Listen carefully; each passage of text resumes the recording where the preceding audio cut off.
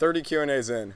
The questions still haven't gotten any better. Let's do this. Q&A number 30. So this Q&A is going to be a bit of a special Q&A because I have taken some of your comments across all my videos over the past 6 years without your permission, and I'm going to be using some of them to answer some of your questions. That's not going to happen for all of them, but we're going to do that for a select few questions, and we'll see how it goes. What is the best invention ever created?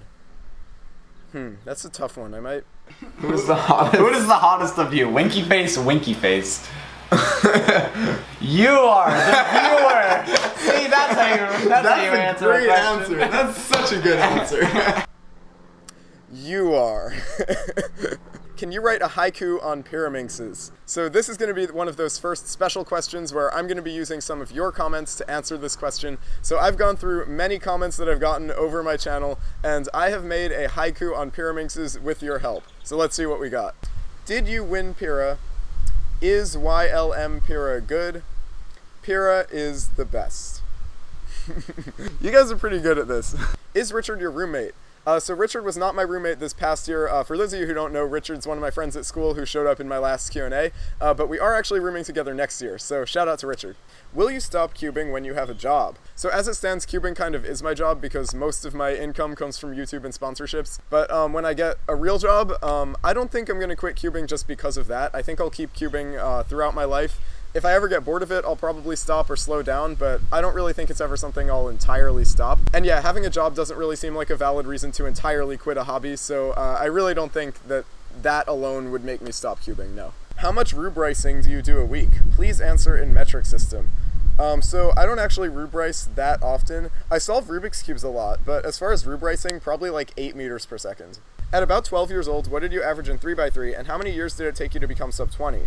So I started cubing right before I turned 12, so I guess on my 12th birthday I probably averaged over 3 minutes or so, somewhere around there maybe like 3 minutes, who knows. And how long did it take me to become sub 20? As far as I remember, I was probably sub 20 around the end of 2013, beginning of 2014 maybe, so like a year and a half to 2 years probably. Although I do improve pretty slowly, so a lot of you can definitely become fast, a lot faster than I did. I'm just a slow improver when it comes to cubing. But if you are a slow improver like me, I'm proof that you can cube for 7 years and still be a slow improver and enjoy it just as much. So yeah, stick to it if you love doing it, and please don't worry about how fast you're improving compared to other people, because that's not really the fun in it. The Rubik's Cubed asked, where do you think 2043 Texas Nats will be held?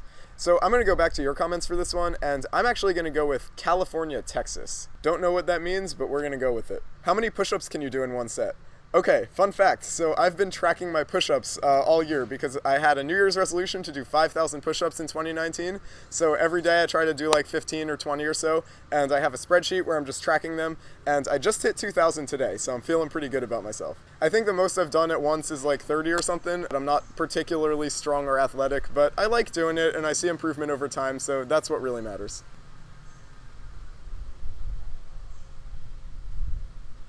Taco Cubes asks, best cubing pickup line. Alright, so you know what time it is. We're going to turn this over to you guys. I've taken some of your comments, taken them entirely out of context, and we're going to see what kind of cubing pickup lines you guys have come up with. Hey, do you love the Yushin Little Magic 3x3? Because it is my current main. Hey, you going to Worlds in Australia? Because I am from there. The wink makes this so much better. Do you think Mofang is a good brand? Because my 2x2 main is one. Are you the reincarnation of Martin Gardner? Because you're a physicist cuber and quantum mechanics and Rubik's Cubes relate. Just saying, mate. That's my favorite one.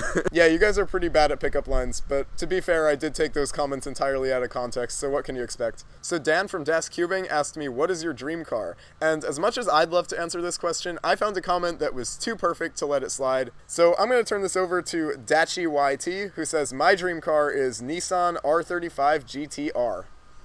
There we go. By the way, that was just a random comment on a random video, like no context or anything, so I didn't even take it out of context. It was just put out there. Do you call DerpyCuber Derpy in real life or Daniel? And does he call you DG or Daniel? It seems that in a lot of your videos together, you don't call each other by your first names, but instead by your YouTube channel names.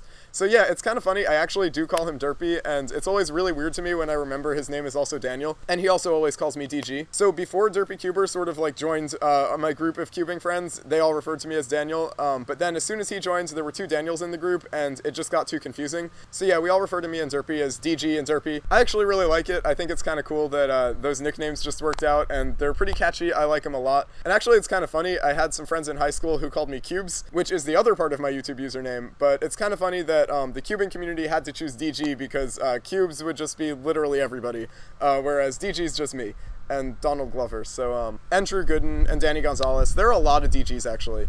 Maybe I should go by something else. Best way to cube in class without getting caught. CS Timer Virtual Cube. I've learned a lot at Princeton. Well, guys, you had some very good questions, and I was happy to be here to answer them for you. It's been a pleasure. Please give more questions because I love your questions. Leave comments below. It's been so great doing this DGCubes thing. Check that out as well. Please make sure you subscribe, like. You know about the bell, guys. I don't need to tell you about it. Hit the bell so you see. And don't forget, I'll see you all in Athens 2019. We're out of here.